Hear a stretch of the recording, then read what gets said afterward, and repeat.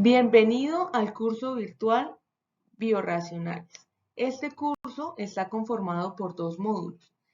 El primero enfocado a su aplicación en el manejo de enfermedades y el segundo en el manejo de plagas. Bienvenido al curso virtual Biorracionales. Este curso está conformado por dos módulos. El primero enfocado a su aplicación en el manejo de enfermedades y el segundo en el manejo de plagas. En este primer módulo haremos una comparación del manejo convencional con el manejo integrado. Aprenderás el concepto básico de biorracional aplicado al manejo integrado de enfermedades. Al finalizar tendremos ejercicios prácticos que te ayuden a aplicar los conceptos estudiados. El contenido del módulo será primero, manejo convencional versus manejo integrado, segundo, resistencia a fungicidas, tercero, uso de pesticidas a nivel mundial, cuarto, concepto de biorracional, quinto, enfermedades, sexto, métodos de control de enfermedades, 6.1, controles reglamentarios, 6.2, controles culturales, 6.3, controles químicos, 6.4 controles físicos, 6.5 controles biológicos y séptimo ejercicios prácticos. El manejo integrado de plagas y enfermedades hace referencia a la aplicación coordinada y armoniosa de varias medidas de control que se realizan para manejar una plaga o una enfermedad, con el objetivo principal de tener más plantas sanas que enfermas. Es importante hacer una comparación entre el manejo convencional y el manejo integrado, ya que el convencional se enfoca principalmente al control químico, aumentando el riesgo de generar resistencia, lo que hace que la efectividad de nuestros plaguicidas disminuya, mientras que el manejo integrado hace que esta efectividad se mantenga por periodos de tiempo más largos. El manejo integrado también incluye mejores prácticas para proteger el medio ambiente y al ser humano comparado con un manejo tradicional. La resistencia a fungicidas es una de las mayores problemáticas del manejo convencional de enfermedades. Es un proceso evolutivo que se da por el uso repetido del mismo tratamiento fungicida y que trae como consecuencia la sobrevivencia y propagación de hongos resistentes. En la imagen podemos observar un resumen de este proceso. Cuando aplicamos un fungicida, algunos hongos por su naturaleza son resistentes. El uso del fungicida químico controla a la mayoría de la población, pero los sobrevivientes se siguen reproduciendo en el tiempo y la aplicación del mismo fungicida con el mismo modo de acción de forma repetida favorece que esta población resistente se siga reproduciendo. Vamos a conocer cómo está el uso de los pesticidas a nivel mundial. En la primera gráfica observamos el consumo de pesticidas para el año 2020.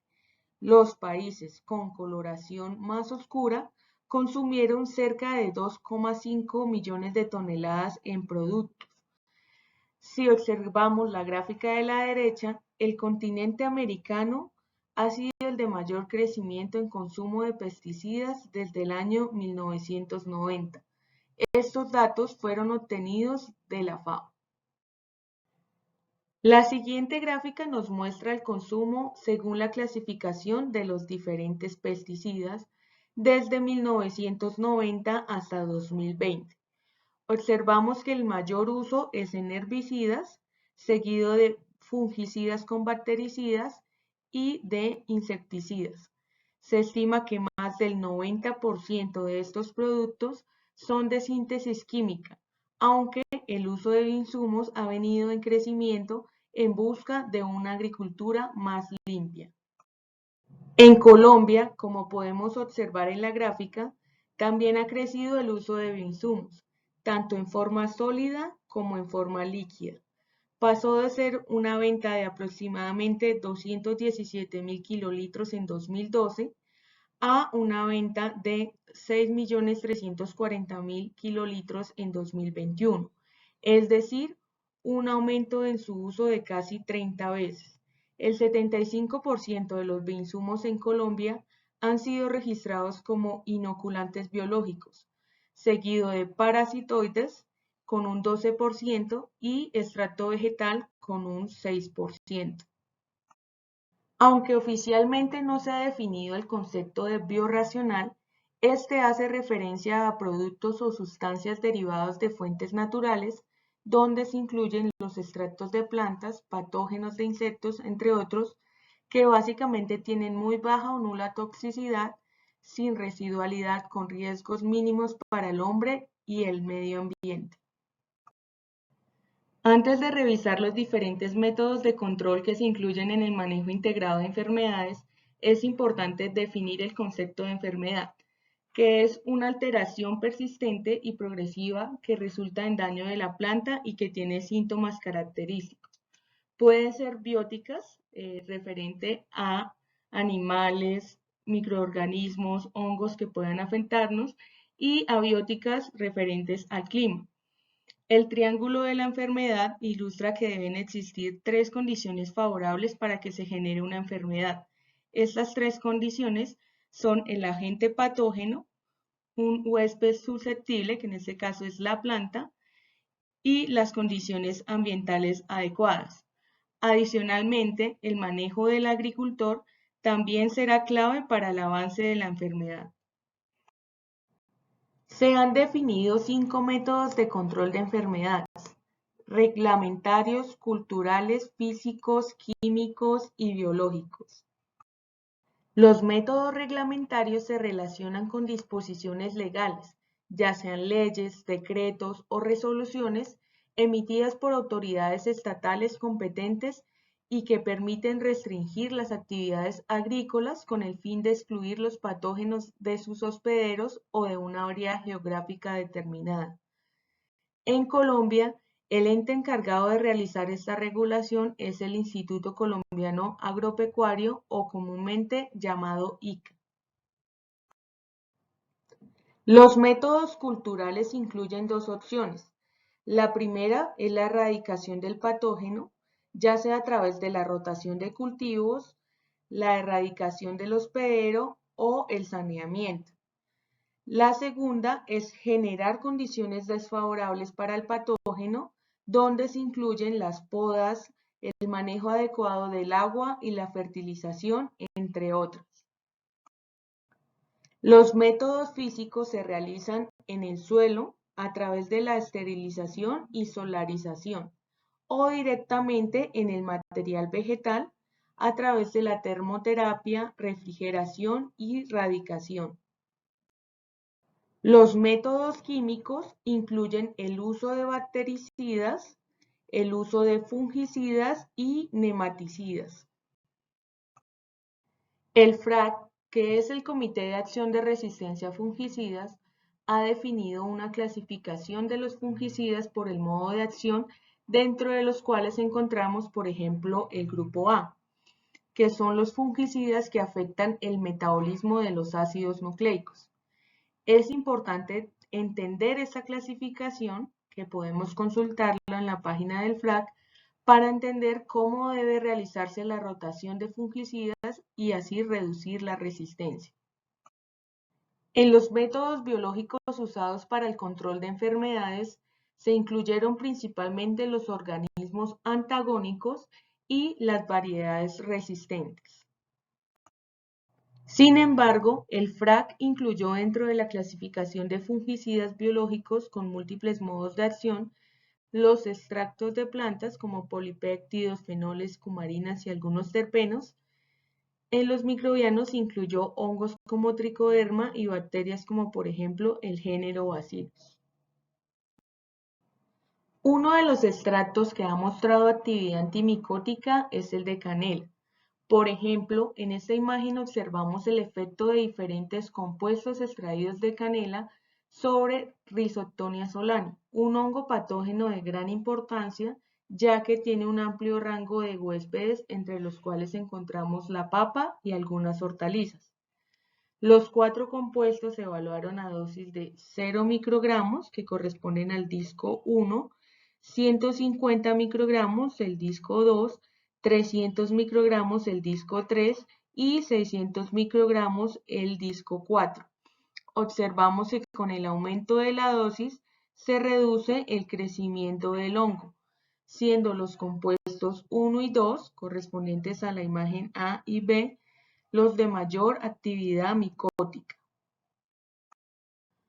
Como el compuesto 1 extraído de canela fue uno de los que obtuvo mayor efecto antifúngico, se realizaron observaciones a nivel microscópico.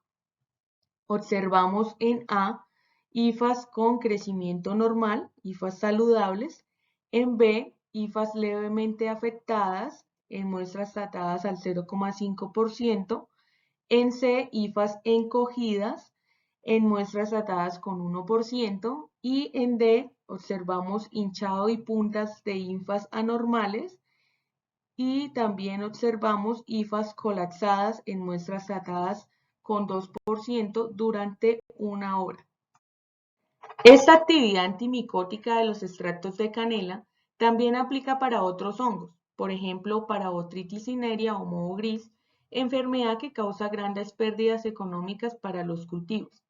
En la figura 3 observamos algunos de los datos extraídos del estudio realizado en 2020, donde los tratamientos en suspensión y filtrados de canela redujeron significativamente la lesión causada por el hongo en comparación al tratamiento control que no incluía ninguna aplicación.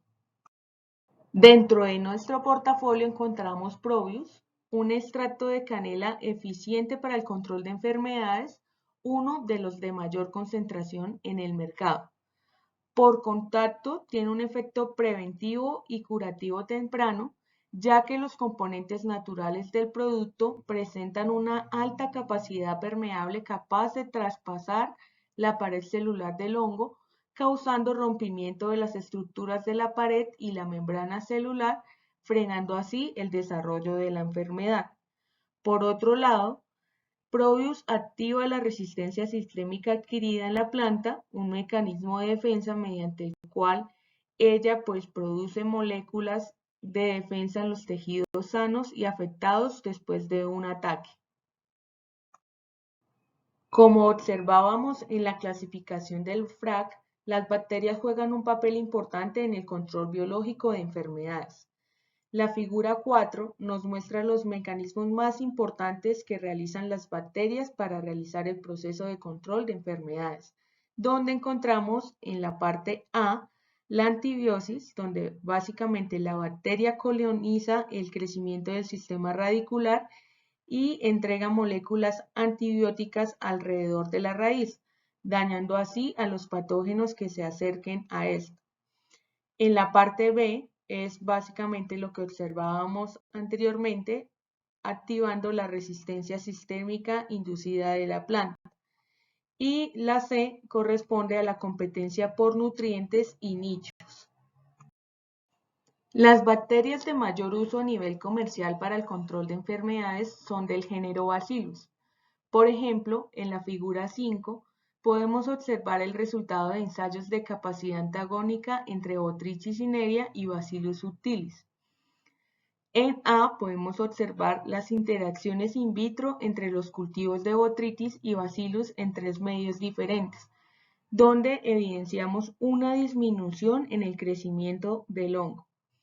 En B se presentan los síntomas de moho gris en hojas de pepino en plantas que recibieron aplicación foliar o aplicación radicular, y acá tenemos el control, donde se evidencia una mejora en los síntomas de las plantas tratadas.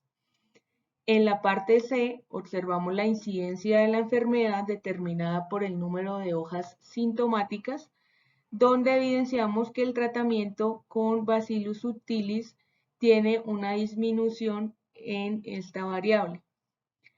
Acá en esta parte también encontramos la severidad de la enfermedad caracterizada a partir del diámetro de la lesión.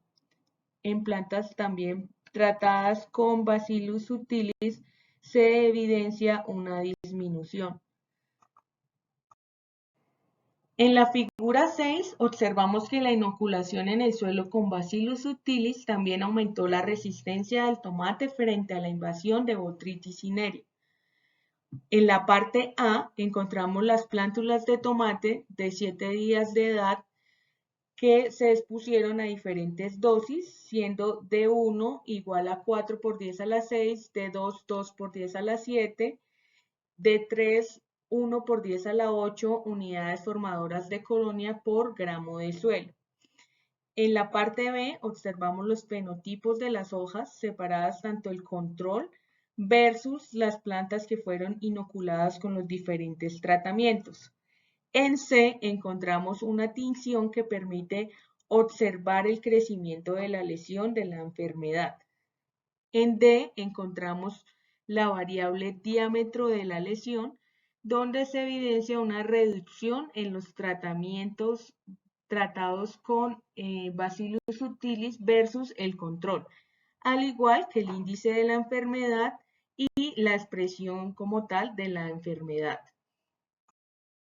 Dentro de nuestro portafolio tenemos Basifun, un producto formulado con Bacillus subtilis a una concentración de 2 por 10 a la 10 unidades formadoras de colonia por mililitro del producto, con cepas nativas que permiten que sea mucho mayor su efectividad en comparación a cepas modificadas genéticamente.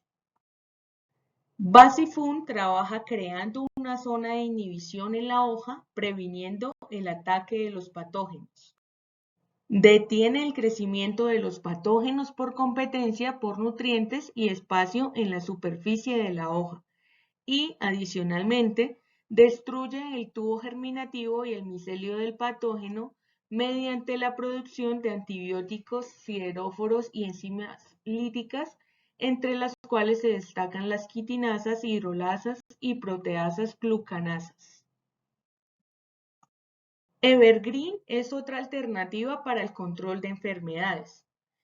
Contiene Bacillus subtilis, Bacillus licheniformis, Bacillus megatherium, que ejercen un efecto fungicida gracias a la producción de metabolitos especializados que actúan sobre hongos patógenos.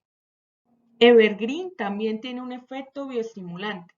Es ideal para ser empleado como biofertilizante y llenado biológico en el suelo, incrementando la microflora de alto beneficio para la planta, ya que dentro de su composición tiene Azotobacter, una bacteria que tiene la capacidad de fijar nitrógeno, y Pseudomonas, que libera el fósforo fijado en el suelo.